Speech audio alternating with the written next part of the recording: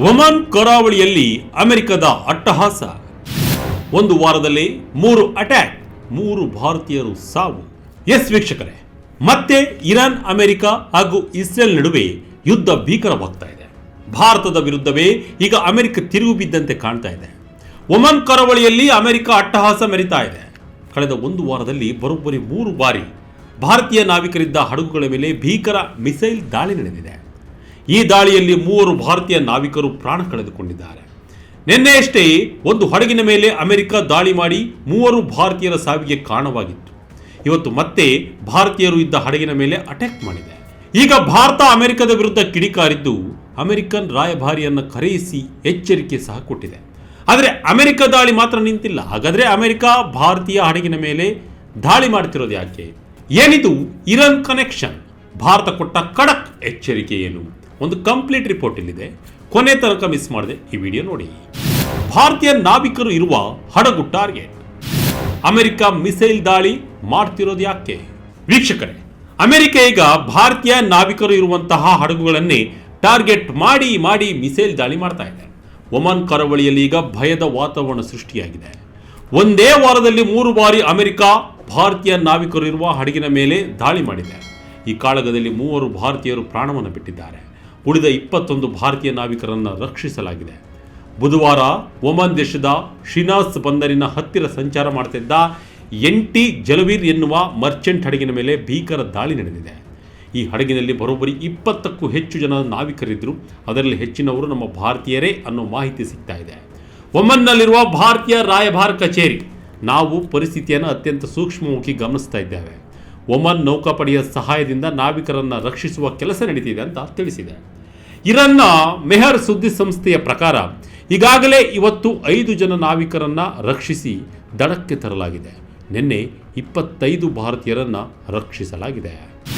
Engine ರೂಮ್ಗೆ ಅಪ್ಪಳಿಸಿದ missile, 3 ಭಾರತೀಯ ನಾವಿಕರು ಬಲಿ. ವೀಕ್ಷಕರೇ, ಈ ವಾರದ ಅತ್ಯಂತ ಕರಾಳ ಘಟನೆ ಅಂದರೆ ಅದು ಸೆಟ್ಟೆಬೆಲ್ಲು ಹಡಗಿನ ಮೇಲಿನ ದಾಳಿ.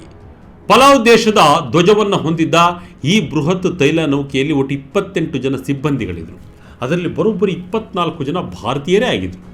ಒಮನ್ನ ಸೋಹರ್ ಬಂದರಿನಿಂದ 20 ನಾಟಿಕಲ್ ಮೈಲು ದೂರದಲ್ಲಿ ಈ ಹಡಗು ಸಾಗುತ್ತಿರುವಾಗ ಅಮೆರಿಕದ ಯುದ್ಧ ವಿಮಾನದಿಂದ ಉಡಾವಣೆಯಾದ ಒಂದು ನಿಖರ ಕ್ಷಿಪಣಿ ನೇರವಾಗಿ ಈ ಹಡಗಿನ ಇಂಜಿನ್ ರೂಮ್ಗೆ ಅಪ್ಪಳಿಸಿತು.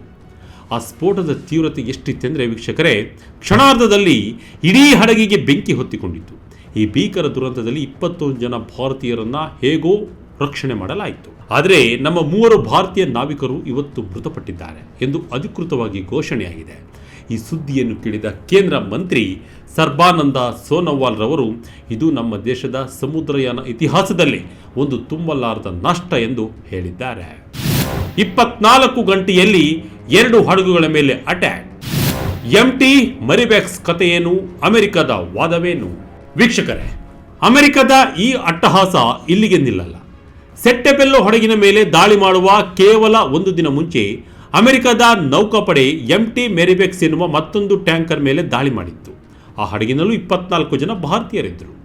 ಅಮೆರಿಕದ ಸೆಂಟ್ರಲ್ ಕಮಾಂಡ್ ಅಂದರೆ ಸೆಂಟಕಾಮ್ ನೀಡಿರುವ ಸಮರ್ಥನೆ ಕೇಳಿದರೆ ನೀವು ಅಕ್ಷರಶಃ ದಂಗಾಗ್ತೀರಾ. ಅಮೆರಿಕ ಹೇಳುವ ಪ್ರಕಾರ ಈ ಹಡಗುಗಳು ಇರಾನ್ ತೈಲ ಸಾಗಿಸುತ್ತಿದ್ದವು ಮತ್ತು ನಮ್ಮ ಬ್ಲಾಕೆಟ್ ಅಂದರೆ ದಿಗ್ಬಂಧನವನ್ನು ಉಲ್ಲಂಘನೆ ಮಾಡಿದವು. ನಾವು ನೀಡಿದ ವಾರ್ನಿಂಗ್ಗೆ ಅವರು ಬೆಲೆ ಕೊಡಲಿಲ್ಲ, ಹಾಗಾಗಿ ನಾವು ಮಿಸೈಲ್ ಹಾಕಿದ್ದೀವಿ ಅಂತ ಉದ್ದಟತನದ ಮಾತುಗಳನ್ನು ಆಡಿದ್ದಾರೆ. ವೀಕ್ಷಕರೇ, ಯೋಚನೆ ಮಾಡಿ, ಹಡಗುಗಳು ತಪ್ಪು ಮಾಡಿರಬಹುದು, ಆದರೆ ಅದರಲ್ಲಿರುವ ಅಮಾಯಕ ಭಾರತೀಯ ನಾವಿಕರನ್ನು ಕೊಲ್ಲೋದು ಯಾವ ನ್ಯಾಯ? ಅಮೆರಿಕ ಇವತ್ತು ಇರಾನ್ ಮೇಲೆ ಇಟ್ಟಿರುವ ದ್ವೇಷಕ್ಕೆ ಇವತ್ತು ಭಾರತೀಯರು ಬಲಿಯಾಗ್ತಿರೋದು ಅಕ್ಷರಶಃ ದುರಂತ. ದೆಹಲಿಯಲ್ಲಿ ಅಮೆರಿಕನ್ ರಾಯಭಾರಿಗೆ ಬುಲಾವ್. ಅಮೆರಿಕದ ರಾಯಭಾರಿಗೆ ಭಾರತ ವಾರ್ನಿಂಗ್. ಈ ಭೀಕರ ದಾಳಿಯ ಬೆನ್ನಲ್ಲೇ ಭಾರತ ಸರ್ಕಾರ ಈಗ ಅಕ್ಷರಶಃ ರೊಚ್ಚಿಗೆದ್ದಿದೆ.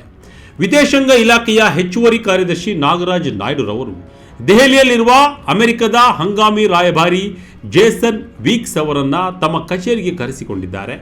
ಭಾರತ ಅಮೆರಿಕಕ್ಕೆ ಎಚ್ಚರಿಕೆ ನೀಡಿದೆ. ನೀವು ಮಾಡ್ತಿರುವ ಈ ಕೆಲಸ ಕಳವಳಕಾರಿ. ವ್ಯಾಪಾರಿ ಹಡಗುಗಳ ಮೇಲೆ ಮತ್ತು ನಾಗರಿಕರ ಮೇಲೆ ದಾಳಿ ಮಾಡುವುದನ್ನು ತಕ್ಷಣ ನಿಲ್ಲಿಸಿ. ಅಂತಾರಾಷ್ಟ್ರೀಯ ಜಲಮಾರ್ಗಗಳಲ್ಲಿ ಮುಕ್ತ ಸಂಚಾರಕ್ಕೆ ಅವಕಾಶ ನೀಡಿ ಅಂತ ಭಾರತ ಒಂದು ಭಾರಿ ಡೆಮಾರ್ಚೆ ಅಂದರೆ ಅಧಿಕೃತ ಪ್ರತಿಭಟನಾ ಪತ್ರವನ್ನು ಅಮೆರಿಕದ ಕೈಗೆ ಇಟ್ಟಿದೆ. ಹಾರ್ಮುಜ್ ಜಲಸಂಧಿಯ ಸಾವಿನ ಹಾದಿ. 134 ಹಡಗುಗಳ ಹಾದಿ ಬದಲಿಸಿದ ಅಮೆರಿಕ. ವೀಕ್ಷಕರೇ, ಈ ಸಂಘರ್ಷ ಯಾಕೆ ಇಷ್ಟೊಂದು ತೀವ್ರವಾಗಿದೆ ಅಂದರೆ, ಫೆಬ್ರವರಿ 28ರಂದು ಇರಾನ್ ಸರ್ಕಾರ ಹಾರ್ಮುಜ್ ಜಲಸಂಧಿಯನ್ನು ಬಂದ್ ಮಾಡಿತ್ತು. ಪ್ರಪಂಚದ ಅರ್ಧದಷ್ಟು ತೈಲ ಹರಿಯುವ ಈ ಗಂಟಲನ್ನು ಇರಾಕ್ ಹಿಸುಕಿ ಹಿಡಿದ ತಕ್ಷಣ ಅಮೆರಿಕ ಕೆಂಡಮಂಡಲವಾಯಿತು. ಇದಕ್ಕೆ ಪ್ರತಿಯಾಗಿ ಅಮೆರಿಕ ಏಪ್ರಿಲ್ ಮಧ್ಯಭಾಗದಿಂದ ಇರಾನ್ನ ಎಲ್ಲ ಬಂದರುಗಳಿಗೆ ದಿಗ್ಬಂಧನ ಹೇರಿದೆ. ಅಂದರೆ ಯಾವುದೇ ಹಡಗು ಇರಾನ್ ಜೊತೆ ವ್ಯವಹಾರ ಮಾಡುವ ಹಾಗೇ ಇಲ್ಲ. ಸೆಂಟಾಕಮ್ ಅಧಿಕಾರಿಗಳು ಹೇಳುವ ಪ್ರಕಾರ ಅವರು ಇದುವರೆಗೆ ಬರೋಬ್ಬರಿ 134 ಹಡಗುಗಳನ್ನು ಬೆದರಿಸಿ ವಾಪಸ್ ಕಳಿಸಿದ್ದಾರೆ. ಆದರೆ ಮಾತು ಕೇಳದ 8 ಹಡಗುಗಳನ್ನು ಕ್ಷಣಾರ್ಧದಲ್ಲಿ ಮಿಸೈಲ್ ಹಾಕಿ ನಿಷ್ಕ್ರಿಯಗೊಳಿಸಿದ್ದಾರೆ. ಈ ಇಬ್ಬರು ಅಹಂಕಾರಿ ದೇಶದ ಜಗಳದ ಮಧ್ಯೆ ಇವತ್ತು ಭಾರತೀಯ ನಾವಿಕರು ಅಕ್ಷರಶಃ ಬಲಿಪಶುಗಳಾಗ್ತಿದ್ದಾರೆ.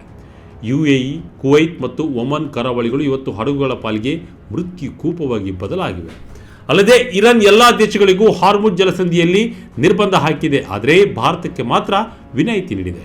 ಇದು ಅಮೆರಿಕಕ್ಕೆ ಸಹಿಸಲು ಆಗ್ತಾ ಇಲ್ಲ. ಹೀಗಾಗಿ ಭಾರತೀಯ ನಾವಿಕರು ಇರುವ ಹಡಗನ್ನೇ ಟಾರ್ಗೆಟ್ ಮಾಡ್ತಿದೆ ಎಂದು ಹೇಳಲಾಗ್ತಿದೆ. ಮತ್ತೆ ಹಾರ್ಮುಜ್ ಜಲಸಂಧಿ ಬಂದ್ರೆ ಹೊಡೆದು ಹಾಕ್ತೀವಿ ಎಂದ ಇರಾನ್. ವೀಕ್ಷಕರೇ, ಒಂದು ಕಡೆ ಅಮೆರಿಕ ಒಮನ್ ಕರಾವಳಿಯಲ್ಲಿ ದಾಳಿ ಮುಂದುವರಿಸಿದರೆ, ಅತ್ತ ಇರಾನ್ ಮತ್ತೆ ಹಾರ್ಮುಜ್ ಜಲಸಂಧಿಯನ್ನ ಬಂದ್ ಮಾಡಿದೆ. ಅಮೆರಿಕದ ಸತತ ದಾಳಿಗೆ ಪ್ರತಿರೋಧ ಒಡ್ಡಲು ಇರಾನ್ ಹಾರ್ಮುಜ್ ಜಲಸಂಧಿಯನ್ನ ಸಂಪೂರ್ಣವಾಗಿ ಮುಚ್ಚಿ ಹಾಕಿದೆ. ಇರಾನ್ನ ಖಾತಮ್ ಅಲ್ ಅನ್ಬಿಯಾ ಕೇಂದ್ರ ಕಚೇರಿಯು ಒಂದು ಅಧಿಕೃತ ನೋಟಿಸ್ ಹೊರಡಿಸಿದ್ದು, ಇನ್ನು ಮುಂದೆ ಈ ಮಾರ್ಗದ ಮೂಲಕ ಯಾವುದೇ ತೈಲ ನೌಕೆ ಅಥವಾ ವ್ಯಾಪಾರಿ ಹಡಗುಗಳು ಸಂಚರಿಸ್ತಾ ಇಲ್ಲ. ಒಂದು ವೇಳೆ ಯಾರಾದರೂ ನಿಯಮ ಮೀರಿ ಬಂದರೆ ಅವರನ್ನ ಟಾರ್ಗೆಟ್ ಮಾಡ್ತೀವಿ ಅಂತ ಭೀಕರವಾಗಿ ಎಚ್ಚರಿಕೆ ನೀಡಿದೆ. ಈಗಾಗಲೇ 2 ಹಡಗುಗಳ ಮೇಲೆ ದಾಳಿ ನಡೆದಿದೆ ಅಂತಲೂ ವರದಿಯಾಗಿದೆ. ವೀಕ್ಷಕರೇ, ಈಗಾಗಲೇ ಹಾರ್ಮುಜ್ ಜಲಸಂಧಿ ಬಂದ್ ಆಗಿದ್ದರಿಂದ ಏನೆಲ್ಲ ಆಯಿತು ಅಂತ ನಿಮಗೆ ಗೊತ್ತಿದೆ. ಈಗ ಮತ್ತೆ ಹಾರ್ಮುಜ್ ಜಲಸಂಧಿ ಬಂದ್ ಆಗಿದೆ. ಮತ್ತೆ ಗ್ಯಾಸ್ ತೈಲ ಪರದಾಡುವುದಂತೂ ಖಂಡಿತ. ಒಟ್ಟಿನಲ್ಲಿ ಅಮೆರಿಕ ಇರಾನ್ ನಡುವಿನ ಕಾಳಗದಲ್ಲಿ ಅಮಾಯಕ ಭಾರತೀಯ ನಾವಿಕರು ಬಲಿಪಶುಗಳಾಗ್ತಿರೋದು ಜಾಗತಿಕ ಮಟ್ಟದ ದೊಡ್ಡ ದುರಂತ. ಒಂದೆಡೆ ಭಾರತದ ಜೊತೆ ಸ್ನೇಹದ ಹಸ್ತ ಚಾಚುವ ಅಮೆರಿಕ, ಮತ್ತೊಂದೆಡೆ ಭಾರತೀಯರೇ ಇರುವ ಹಡಗುಗಳ ಮೇಲೆ ಮಿಸೈಲ್ ದಾಳಿ ನಡೆಸುತ್ತಿರುವುದು ಅಕ್ಷರಶಃ ಖಂಡನೀಯ. ಹಾರ್ಮುಜ್ ಜಲಸಂಧಿ ಬಂದ್ ಆಗಿರುವುದರಿಂದ ಮುಂದೆ ಜಾಗತಿಕ ಮಟ್ಟದಲ್ಲಿ ತೈಲ ಮತ್ತು ಗ್ಯಾಸ್ ದರ ಗಗನಕ್ಕೇರುವ ಸಾಧ್ಯತೆ ಇದೆ. ಆದರೆ ಎಲ್ಲಕ್ಕಿಂತ ಮಿಗಿಲಾಗಿ ಸಮುದ್ರದ ಮಧ್ಯೆ ಪ್ರಾಣ ಒತ್ತೆ ಇಟ್ಟು ದುಡಿಯುವ ನಾವಿಕರ ರಕ್ಷಣೆ ಈಗ ದೊಡ್ಡ ಸವಾಲಾಗಿದೆ. ಭಾರತ ಈಗಾಗಲೇ ಅಮೆರಿಕಕ್ಕೆ ಖಡಕ್ ಎಚ್ಚರಿಕೆ ನೀಡಿದ್ದರೂ ಕೊಲ್ಲಿ ಪ್ರದೇಶದ ಈ ಉದ್ವಿಗ್ನತೆ ಸದ್ಯಕ್ಕೆ ಶಮನವಾಗುವಂತೆ ಕಾಣ್ತಾ ಇಲ್ಲ. ಬಲಿಯಾದ ನಾವಿಕರ ಕುಟುಂಬಗಳಿಗೆ ನ್ಯಾಯ ಸಿಗಲಿ ಮತ್ತು ಈ ಯುದ್ಧದ ಕಾರ್ಮೋಡ್ಗಳು ಬೇಗ ಸರಿಯಲಿ ಎಂಬುದೇ ಎಲ್ಲರ ಆಶಯ. ಈ ನಿಟ್ಟಿನಲ್ಲಿ ಕೇಂದ್ರ ಸರ್ಕಾರ ಯಾವ ನಿರ್ಣಯವನ್ನು ತೆಗೆದುಕೊಳ್ಳುತ್ತೆ ಎಂಬುದನ್ನು ಕಾದು ನೋಡಬೇಕಿದೆ. ಇದಾಗಿತ್ತು ಈ ಕ್ಷಣದ ಅಪ್ಡೇಟ್. ಇದೇ ರೀತಿಯ ಅಪ್ಡೇಟ್ಗಳಿಗಾಗಿ Vijaya Karnataka website, YouTube page, Facebook page follow ಮಾಡ್ತಾ ಇರಿ. ಧನ್ಯವಾದಗಳು.